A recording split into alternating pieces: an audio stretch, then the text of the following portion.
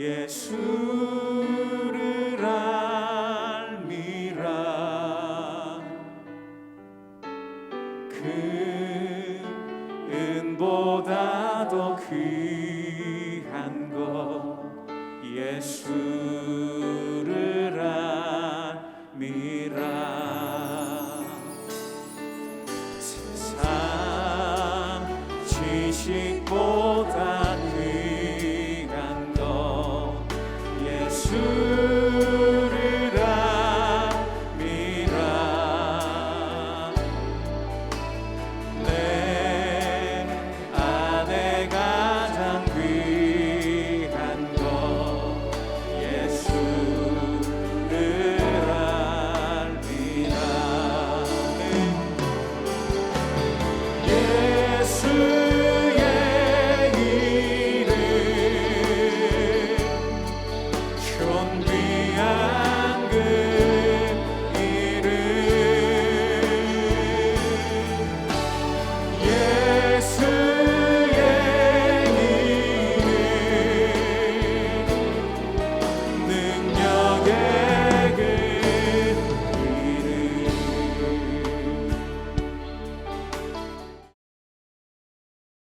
또 스루야의 아들 요압의 아우 아비세이니 그는 그 세 사람의 우두머리라.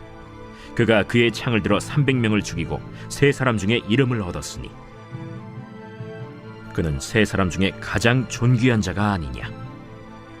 그가 그들의 우두머리가 되었으나 그러나 첫 세 사람에게는 미치지 못하였더라. 또 갑스엘 용사의 손자 여호야다의 아들 브나야이니 그는 용맹스러운 일을 행한 자라. 일찍이 모압 아리엘의 아들 둘을 죽였고 또 눈이 올 때 구덩이에 내려가서 사자 한 마리를 쳐 죽였으며 또 장대한 애굽 사람을 죽였는데 그의 손에 창이 있어도 그가 막대기를 가지고 내려가 그 애굽 사람의 손에서 창을 빼앗아 그 창으로 그를 죽였더라.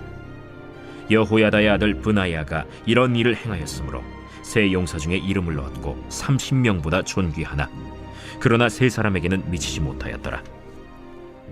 다윗이 그를 세워 시위대 대장을 삼았더라. 요압의 아우 아사헬은 30명 중에 하나요. 또 베들레헴 도도의 아들 엘하난과 하롯 사람 삼훗과 하롯 사람 엘리가와 발리 사람 헬레스와 드고아 사람 이게스의 아들 이라와 아나돗 사람 아비에셀과 후사 사람 무분네와 아호아 사람 살몬과 느도바 사람 마하레와 느도바 사람 바나의 아들 헬렉과 베냐민 자손에 속한 기브아 사람 리베의 아들 이때와 비라돈 사람 브나야와 가스 시내가에 사는 히때와 아르바 사람 아비알본과 바르훔 사람 아스마웻과 사알본 사람 엘리아바와 야센의 아들 요나단과 하랄 사람 삼마와 아랄 사람 사랄의 아들 아히암과 마가 사람의 손자 아하스베의 아들 엘리벨렛과 길로 사람 아히도벨의 아들 엘리암과 갈멜 사람 헤스레와 아랍 사람 바아레와 소바 사람 나단의 아들 이갈과 가스 사람 바니와 암몬 사람 셀렉과 스루야의 아들 요압의 무기를 잡은 자 브에롯 사람 나하레와 이델 사람 이라와 이델 사람 가렙과 헷 사람 우리아라.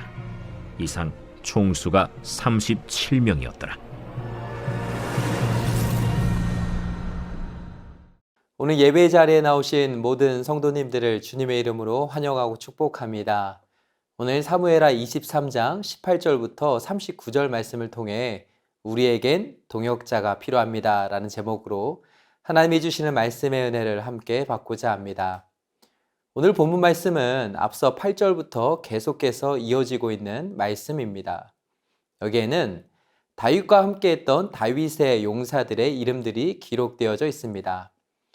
사실 다윗은 교회를 다니는 사람들 뿐만 아니라 교회를 다니지 않는 사람들도 다 잘 알고 있을 정도로 유명한 이름이라 말할 수 있습니다. 그러나 오늘 말씀에 등장하는 대부분의 이름들은 교회를 다니고 있는 사람들에게조차 조금은 낯선 이름들입니다. 특히 24절부터 39절에 나오는 이름들의 경우에는 그 사람들이 어떠한 일들을 했는지에 관한 간략한 설명도 덧붙여져 있지 않습니다. 그저 어디 사람 누구 이렇게만 기록되어 있습니다. 분명 성경은 다윗이라는 한 사람에게 많은 포커스를 맞추고 있습니다. 하나님께서는 다윗이라는 한 사람의 인생을 통해 하나님의 계획과 뜻을 이루어 가셨습니다. 그러나 오늘 말씀을 통해 성경이 우리에게 주는 또 하나의 중요한 메시지가 무엇이냐면 다윗은 결코 혼자가 아니었다는 것입니다. 다윗 혼자 고군분투하면서 하나님의 일들을 힘겹게 이루어갔던 것이 아니었습니다. 다윗에게는 동역자들이 있었습니다. 다윗 곁에서 다윗을 돕는 손길들이 있었습니다.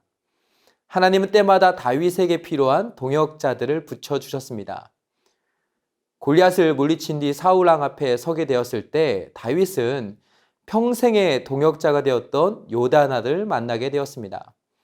또 다윗이 자신을 죽이려는 사울 왕을 피해 아둘람 굴로 도망치게 되었을 때 다윗은 그곳에서 자신을 돕는 동역자들을 만나게 됩니다. 사무엘상 22장 2절을 보면 이렇게 기록되어 있습니다. 환난당한 모든 자와 빚진 모든 자와 마음이 원통한 자가 다 그에게로 모였고 그는 그들의 우두머리가 되었는데 그와 함께한 자가 400명 가량이었더라. 다윗이 왕이 되고 난 이후에는 어떠했습니까? 다윗에게는 다윗을 도와 이스라엘이란 나라를 이끌어갔던 충성스럽고 신실한 용사들, 다시 말해 동역자들이 있었습니다. 그래서 이스라엘이라는 나라는 하나님을 왕으로 모신 다윗을 중심으로 그를 곁에서 도와주었던 용사들, 그리고 이스라엘 백성들이 마음을 모으고 힘을 모아 함께 세웠다고 말할 수 있는 것입니다. 이것은 신약시대로 넘어와서도 동일하게 적용되는 원리였습니다. 이 땅에 오신 예수님께서는 많은 일들을 하셨습니다. 그 중에 하나가 뭐였냐면 바로 공동체를 세우는 일이었습니다. 누가복음 6장 12절부터 17절에 보면 예수님께서 밤이 새도록 하나님께 기도하셨습니다. 그리고 12명의 제자를 택하시고 세우셨습니다. 그 다음에는 그들과 함께 3년 동안 지내시면서 예수님의 제자 훈련을 공동체적으로 하셨습니다. 그렇게 세워진 제자 공동체를 통해 사도행전 이후에 보면 초대교회가 세워지게 되었고 그런 교회 공동체를 통해 복음이 전해지고 하나님의 나라가 세워지며 확장되어졌음을 우리는 알 수 있게 됩니다. 저 안에 사랑하는 여러분, 이것은 오늘날 우리도 마찬가지입니다. 예수님을 믿는 우리에게도 동역자가 필요합니다. 내 신앙과 삶을 나 혼자 알아서 잘 하면 되는 것이 아닙니다. 하나님 앞에서 홀로 서 있는 시간도 우리에게는 분명 필요하고 중요합니다. 그러나 그것과 더불어 우리는 복음 안에서, 믿음 안에서 만난 동역자들과 함께 해야 합니다. 소망하기는 저와 여러분에게 하나님께서 때마다 좋은 믿음의 동역자들을 만나게 해주실 뿐만 아니라 한 번 만난 동역자들과 평생 함께 믿음의 길을 걸어가게 되는 은혜를 주시길 주님의 이름으로 축복합니다. 그렇다면 도대체 우리에게는 어떤 모습의 동역자가 필요한 것입니까? 또 누군가에게 우리가 동역자가 되기 위해서 준비되어야 할 모습은 무엇입니까? 저는 오늘 본문 말씀을 중심으로 동역자란 과연 어떤 사람인지에 대해 크게 세 가지로 정리해서 함께 살펴보고자 합니다. 먼저 첫 번째로 동역자는 자신이 가진 다양한 경험과 은사와 능력대로 돕는 것입니다. 오늘 본문 18절부터 19절을 보면 이렇게 말씀합니다.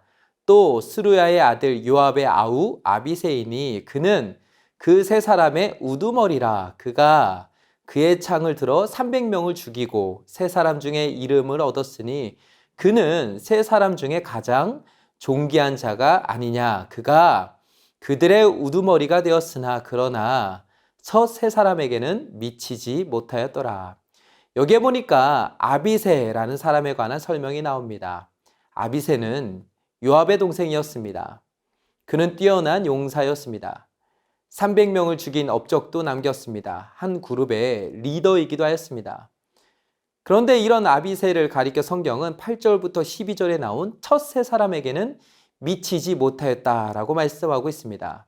이것은 지금 아비새가 갖고 있던 능력과 역할에 대해 평가절하하고 있는 것이 아닙니다. 오히려 여기서 우리가 주목해 봐야 될 포인트는 아비새는 자신이 가진 은사와 분량대로 다윗의 용사로서의 사명을 충성되이 감당했다는 것입니다.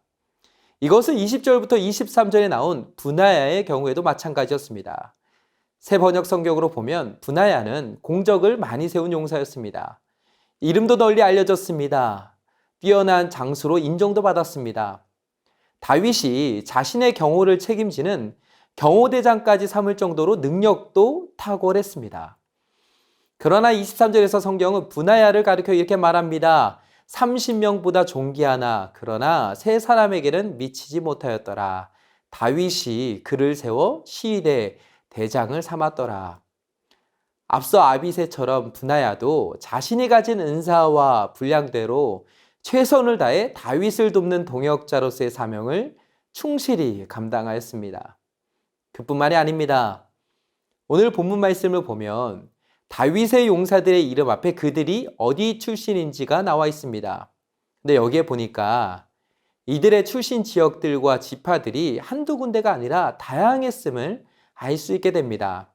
유다, 베들레헴 출신도 있었고 유다 출신이 아닌 사람들도 있었습니다. 특히 36절에 나오는 나단의 아들 이갈은 한때 다윗 왕과 전쟁했다가 패배하여 이스라엘의 다스림을 받게 된 소바 출신의 사람이었습니다.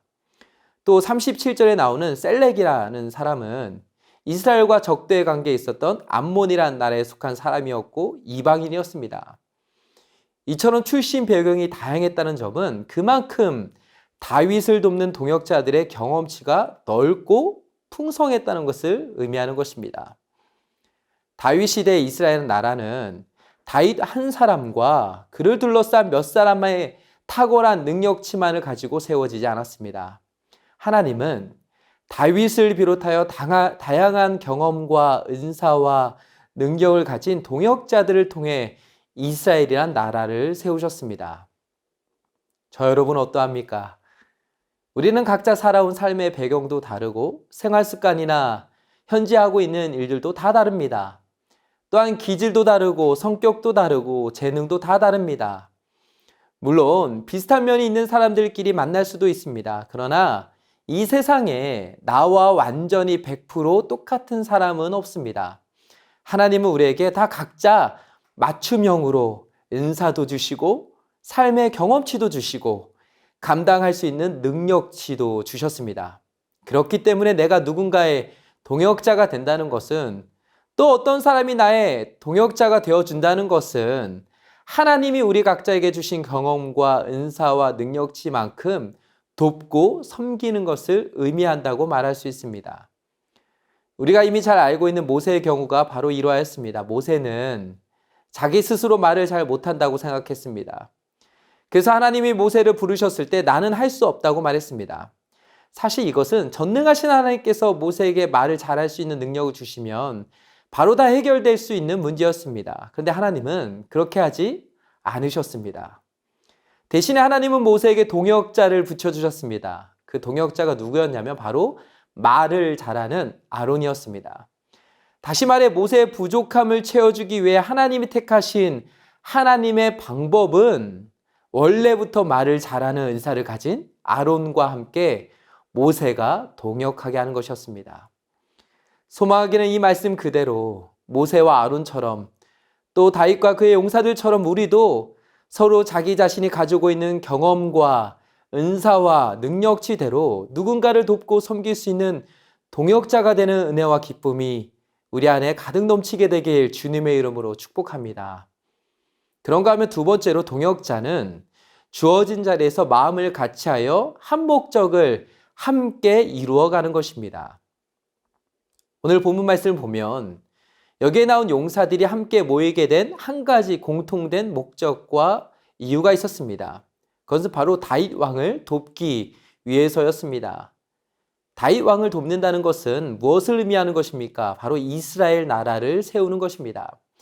이 한 가지 목적을 이루기 위해서 이들은 각자 자신에게 주어진 자리에서 마음을 같이하여 자신이 할 수 있는 최선을 다하였습니다. 만약 이들 중에 한 사람이라도 다윗 왕이 아니라 다른 왕을 돕겠다는 마음이 있었다면 다윗의 용사들 중에 한 명으로 이름이 기록되어질 수 없었을 것입니다.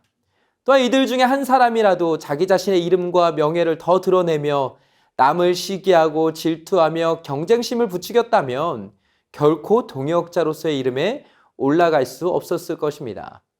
따라서 함께 동역한다고 말할 때 이것은 하나의 공통된 목적을 함께 이루기 위해 한 마음을 품는다는 의미가 담겨 있습니다. 사실 마음이 나누어지고 서로 불편하고 갈등하고 분열하게 되면 그러한 상황 속에서 함께 동역한다는 것은 참 쉽지 않게 됩니다. 그래서 빌립보서 2장 2절에 보면 사도 바울이 이렇게 말씀하고 있는 것입니다. 마음을 같이하여 같은 사랑을 가지고 뜻을 합하며 한 마음을 품어. 사실 교회에는 정말 다양한 사람들이 모여 있습니다. 하나님의 부르심에 따라 예수님 안에서 함께 모인 공동체가 바로 교회입니다. 성경은 이런 교회를 가리켜 그리스도의 한 몸이라고 말합니다. 그리고 예수님을 믿는 우리를 향해서는 그리스도의 한 몸 된 지체들이라고 말씀합니다. 우리는 그리스도의 몸을 함께 세우고 그 몸인 교회를 통해 하나님 나라를 세워가고 확장시키기 위해 부름받은 믿음의 동역자들입니다. 따라서 오늘날 동역자로서 우리 모두가 가져야 될 모습은 바로 마음을 같이 하는 것입니다.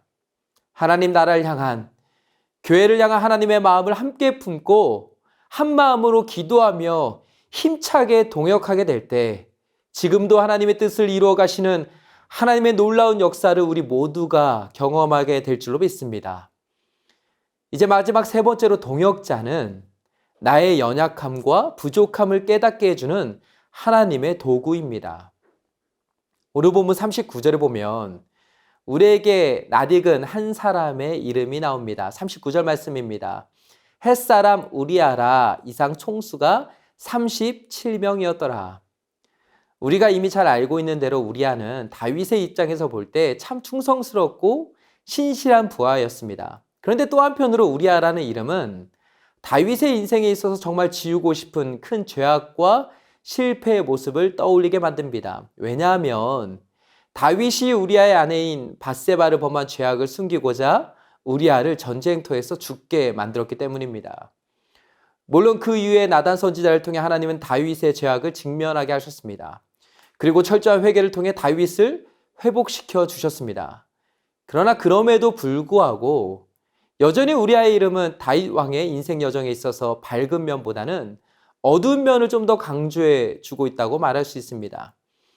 그렇다면 도대체 성경은 왜 우리아의 이름을 다윗의 용사 중에 한 명으로 제일 마지막에 배치하여 기록하고 있는 것입니까?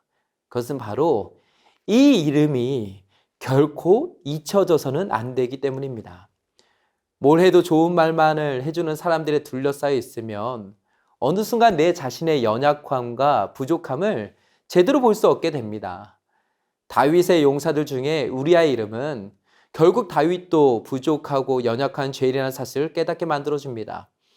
그리고 우리아의 이름을 통해 오늘날 우리도 언제든지 죄의 유혹에 넘어지고 무너질 수 있는 연약하고 부족한 존재임을 매 순간마다 인식할 수 있게 됩니다. 이제 말씀 맺겠습니다. 우리에게는 동역자가 필요합니다. 동역자로서 우리가 가져야 될 모습에 대해 오늘 성경을 통해 우리는 세 가지 교훈을 함께 나누었습니다. 첫 번째로 우리는 내가 가진 경험과 은사와 능력으로 교회를 섬기고 누군가를 돕는 동역자가 되어야 합니다. 두 번째로 우리는 하나님이 우리 자신에게 맡겨주신 신앙과 삶의 자리에서 동역자들끼리 서로 마음을 같이하여 하나님의 나라를 함께 세워가야 합니다. 마지막 세 번째로 하나님이 나에게 붙여주신 동역자를 통해 내 자신의 부족함과 연약함을 날마다 깨닫는 것입니다. 소망하기는 오늘날 갈수록 동역하는 기쁨과 감사를 잃어버리고 있는 이때에 함께 동역함이 기쁘고 행복하고 감사하는 저 여러분 모두가 되시길 주님의 이름으로 축복합니다. 이제 오늘 주신 말씀 붙들고 기도 제목을 함께 읽으며 기도하겠습니다. 먼저 첫 번째로 하나님께서 우리 각자에게 주신 다양한 경험과 은사와 능력대로 충성스럽게 교회를 섬기고 누군가를 힘써 돕는 동역자가 되게 하옵소서. 두 번째로 믿음의 동역자들과 함께 마음을 같이하여 하나님의 나라를 세워가는데 귀하게 쓰임받는 우리가 되게 하여 주옵소서. 세 번째로 하나님이 만나게 하신 동역자를 통해 나의 연약함과 부족함을 깨닫게 하사 더욱 힘써 주님의 제자로 성장하고 성숙해지게 하여 주옵소서. 이어서 행복축제를 위해 기도하겠습니다. 이번 행복축제를 통해 온 교회와 성도가 구원의 감격과 전도의 열정으로 뜨겁게 타오르게 하사 전파하는 교회로서의 사명을 넉넉히 감당케 하소서. 기도하며 작정한 VIP 전도 대상자들의 마음을 주의 은혜로 덮어주사 이번 행복축제를 통해 우리의 영원한 생명이요 소망 되시는 예수님을 만나고 더 사랑의 교회의 한 가족이 되는 기쁨과 감사가 넘치게 하소서. 행복축제를 준비하는 모든 과정 속에 주의 일하심을 보게 하시고 11월 11일과 13일에 강사로 세우신 정선희 집사님과 강신혜 장로님 그리고 박영덕 목사님과 이인호 목사님에게 성령의 능력을 더딥혀 주사 말씀과 삶의 간증을 통해 복음이 온전히 선포되어지게 하소서.